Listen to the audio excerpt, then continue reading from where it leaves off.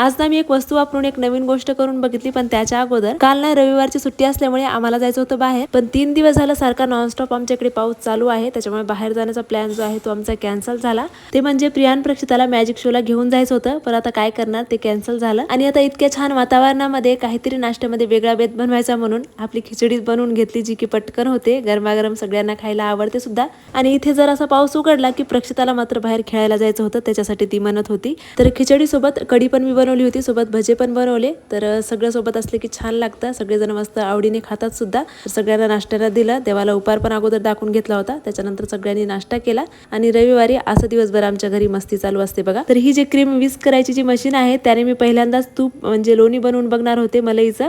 तर हे थोडंसं उडत होतं ह्या छोट्या पातेल्यामुळे, तर मी पातेलं बदललं, मोठं पातेलं घेतलं, पण जे व्हायचं तेच झालं, सगळीकडे उडालं। हे एका कामाचं डबल काम झालं। लोणी बनवून तयार झालं होतं, पण प्लॅन थोडासा फ्लॉपच झाला।